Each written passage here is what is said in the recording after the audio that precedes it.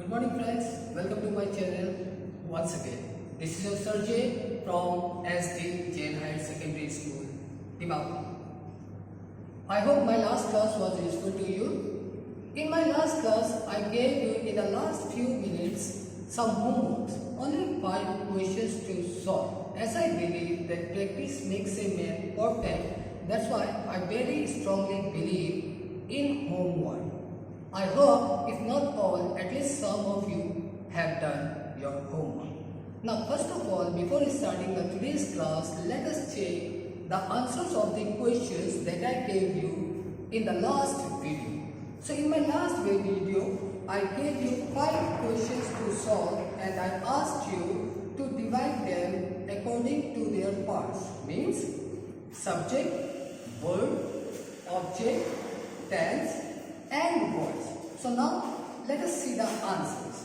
Your first question was, he will have done his work. This is the first question. So let us find out the verb. So you can see that here verb is done because it is the action done here. And the action done is done by he. So he is the subject. Now what is done by he? If you ask this question, you get the answer his work. He will have done his work. So his work is the action that is done by the subject. So his work is our object. Now here we have auxiliary will which can be used in future tense. That's why the tense is future and the subject is before verb or the object is after verb. That's why the voice is active. So, this is the answer of the question 1. Now, let us see our next question. Many dramas have been written by Kalidasa. Here, the action is written, which is done here, and it is done by Kalidasa. The action done by Kalidasa, that's why Kalidasa is our subject. Now, what is done by Kalidasa? Kalidasa written, but what he had written, if we ask this question, we get the answer, many dramas. So this is our object. Now here you can see that we have an auxiliary that is had, and had is an auxiliary which can be used in the past tense. That's why the sentence is in past tense. Now voice, active or passive. You can see that object is before verb and subject is after verb. It can happen only in active voice, the formula I gave you. That's why the voice is, it can happen in passive voice. Object before verb, subject after verb. It can happen only in passive voice. That's why the voice is passive. Third question. Who shot an arrow? Here, shot is the action done. But if we ask question, who shot? We don't have an answer. Shooting is done by somebody, but who is that somebody? We don't have here. You can ask me, so what about who? Remember, the sentence is an interrogative sentence. In an interrogative sentence, a word which asks a question is called an interrogative pronoun. A word in an interrogative sentence asking a question is called an interrogative pronoun. That's why who is our interrogative pronoun, because it is asking us a question and is present in an interrogative sentence. So, who is not our subject? So, we don't have subject here. Now, shot. What is shot or what was shot? If you ask this question, you get the answer, an arrow. So, an arrow is an object. Now, in this question, you can see that we don't have auxiliary. As I told you in my previous video, that if there is no auxiliary, go for the verb. Verb will tell you the tense. So here we have the verb shot. Shot is in second form. As it is in second form, that is past, that's why the tense is past. So we have got verb, we have got object, subject is not present, tense is present, tense is past. Now, as we don't have subject, so we are not going to look for that. Look at the position of object.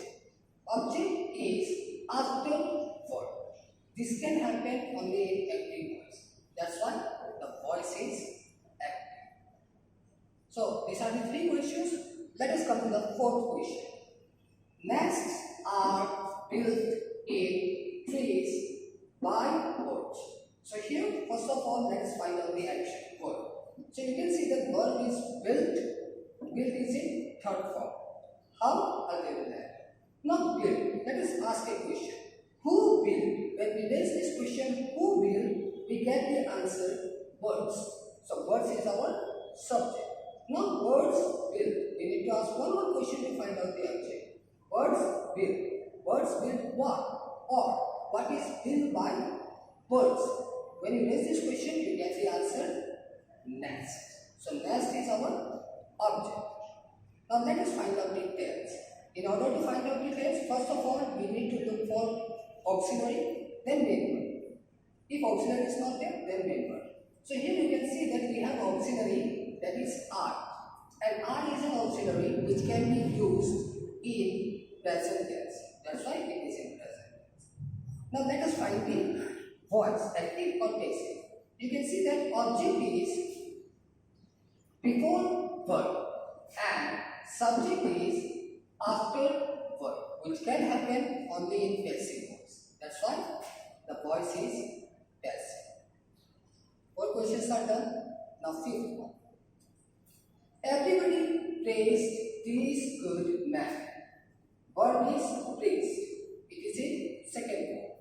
So praised is the action done by somebody. But who is that somebody? Who praised? When you raise this question, you get the answer everybody.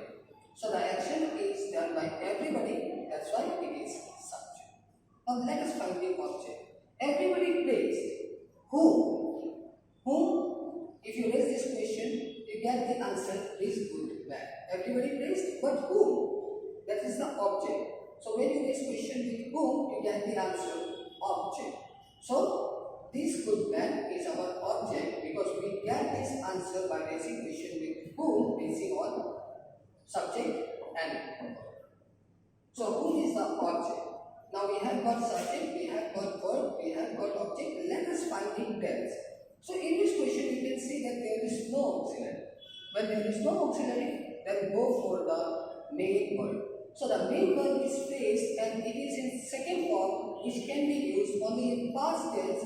That's why the sentence is in past tense. We have got subject, we have got verb, we have got object, even we have got the tense. Now the last one, voice. So what is a voice? Let's see how to find it.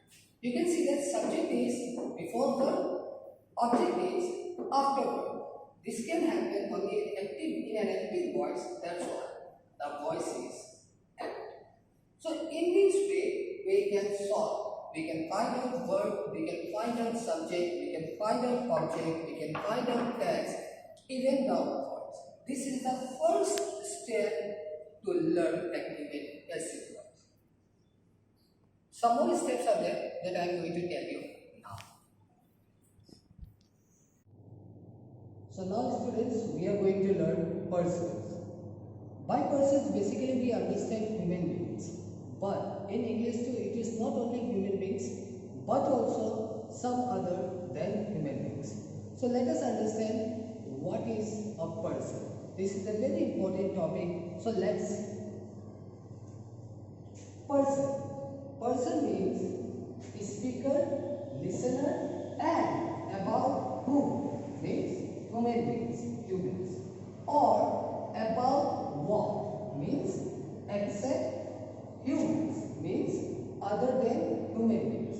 A speaker speaks to a listener means persons are those about whom or about what a person speaks, and speaker and listener. These persons are divided into 3. They are called first person, second person, and third person. Now let's see what are these persons. First one is first person. First person means the speaker. A speaker means the person who speaks. And the examples are I singular and we plural. Means if the speaker is only one person, then he or she will call himself or herself as I. And if the speaker is more than one person, then they will call themselves as we. It doesn't matter who is I or we here. If you see I or we in any sentence, it means that I or we is a first person. I stands for only one, that's why it is singular, and we stands for more than one, that's why it is plural. First person, speaker, example, I in singular, we in plural. Now let's see second person. Second person means the listener. Listener means one who listens or one who listens to the speaker, that is the first person. Example. Example is you. Whether it is one or many, it doesn't matter, but second person always remains same. If I am talking to a person and if that person is only one, then I will address that person as you. And if that person is more than one, then also I will address those persons as you. That's why I say whether it is one or many, if the listener is one or many, it doesn't matter, but we will address them or him or her as you. Now third person. Third person means about whom, means human beings, or about what. About what means except humans, means other than human beings. A speaker speaks to a listener, means a speaker speaks to a listener on a person or on a topic. That person or that topic is our third person. If that person or topic is only one, then third person singular. If that person or topic is more than one, then that person or topic is plural. Now let's see the examples. All nouns and pronouns except means other than I, we, and you. It means that all the nouns are third persons. If they are one, then singular. If they are more than one, then plural. In case of pronouns, other than, I, we, and we. Other than these three pronouns, remaining all are third persons. So this is all about persons. Now the question arises, why are they important? Let me give you an example.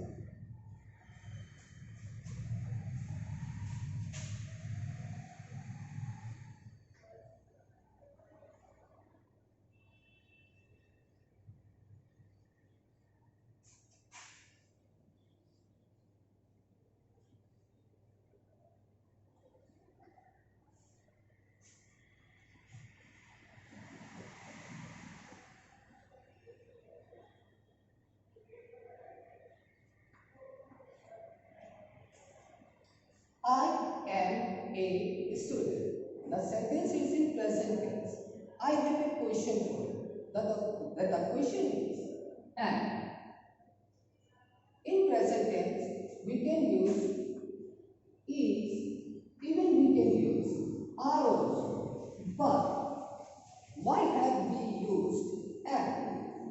Most of the people, they will say that with I in present tense we use and, that's why and is used. This is not the answer. The answer is I. It is a first person and it is singular. First person singular. That's why and is used. There is no other reason. In present tense, we use and with I. This is not the reason. The reason is I is a first person singular I. That's why we use and. This is the reason. This is just a simple example. The uses of auxiliaries always depend on tense and persons. We use auxiliaries according to tense and it depends on persons also. That's why persons are very important for us to learn. Now friends, let us understand interrogative pronouns. Interrogative pronoun. I, P. Here I stands for interrogative, P stands for pronoun. Now what is an interrogative pronoun? An interrogative pronoun is a word which is used in an interrogative sentence to ask a question. Means a word which is used in an interrogative sentence to. Now friends, let us understand an interrogative pronoun. Interrogative pronoun. I stands for interrogative, P stands for pronoun. Now what is an interrogative pronoun? An interrogative pronoun is a word which is used in an interrogative sentence to ask a question. Means a word which is used in an interrogative sentence to ask a question, that is called an interrogative pronoun. Now what are these words? These are the words like what, which, why, where, when, who, and one more.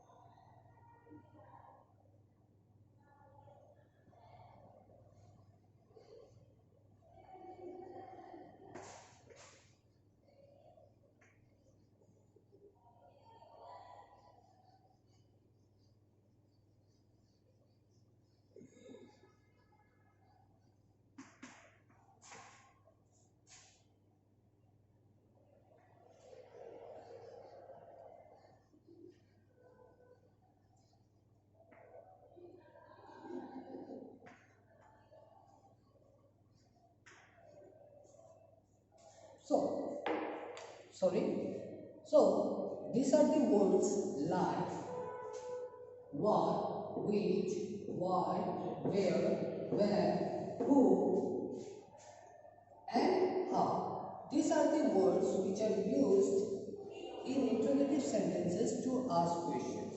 When these words are used in interrogative sentences to ask questions, then only they are called interrogative pronouns. Here you can see that I have written in a bracket who, inside bracket, who, by who. Why have I written? Because out of all these 7 interrogative pronouns, who is the only interrogative pronoun? Who is the only interrogative pronoun which can be changed from active to passive and from passive to active. That's why I have written who inside bracket, who and by who. Now how to use this in an active and passive voice? I will tell you later. So these are our interrogative pronouns. Now let's see some examples. Here the example is which is your pen? We have which. So you can say it is an interrogative pronoun. Now let us see another example. Which pen is yours? Here again we have which. Now let's see the third example. I saw the pen which you bought yesterday. Now you can guess that in all these 3 sentences we have which, and I have written here which as an interrogative pronoun. So all these which are your interrogative pronouns. It is not. Why? Let me give you the reason. Here in the first example, after which we have auxiliary. That's why it is an interrogative pronoun. After which we have auxiliary, that's why an interrogative pronoun. Here which is an interrogative pronoun. In the next case, number B, you can see that after which we have pen. And pen is a name of something, that's why it is a noun. It is a noun. So here you can see that which is used before a pen, which is a noun. Any word which is used before a noun and tells us something about that noun. A word which is used before a noun and tells us something. It can tell us anything about that noun. Then that which or that interrogative pronoun is called an interrogative adjective. Why?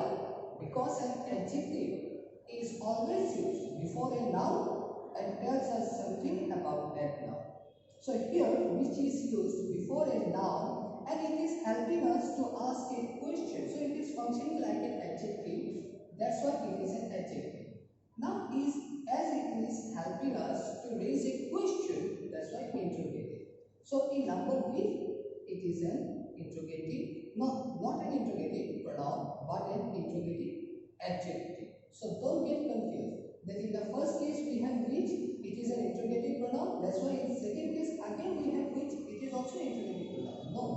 In the second case it is functioning like an adjective. It is used before a noun and is telling us something about that noun. That's why it is an interrogative adjective but not an interrogative pronoun. Now let us see the third case. In the first two cases, the first two examples are interrogative sentences. Question mark. They are asking you questions. But in the third case, it is a statement, assertive sentence. That's why full stop. So here, which cannot be an interrogative pronoun or an interrogative adjective. Then what it is? We need to find it out. The example is, I saw the pen which you bought yesterday. Actually, this sentence is a combination of two sentences. Now what are they? I saw the pen, the first sentence. Now second sentence, you bought it yesterday.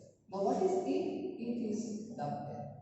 So when we join these two sentences to form a new sentence, we get I saw the pen which you bought yesterday. Here, which is joining the two sentences, creating a kind of relation. That is why which in this sentence is a relative pronoun, not an interrogative pronoun or an interrogative adjective. Interrogative pronoun and interrogative adjective can be used in interrogative sentences. Question mark. But relative pronoun can be used in an assertive sentence. So it depends on the function which they perform. The same word used in three different sentences performing three different jobs. That's why they are given three different names. In the first case, which is used before the auxiliary is, that's why it is an interrogative pronoun. Second case, which is used before a noun functioning like an adjective, asking us a question, that's why interrogative adjective. But in the third case, which is again there, but it is not asking us a question, assertive sentence, assertive. That's why it cannot be an interrogative. Now, as it is joining the two sentences, creating a kind of relation between them, that's why here which is an a relative pronoun. I hope you have understood today the relative pronoun and person. This will help you a lot to change the voice that we will come to know later.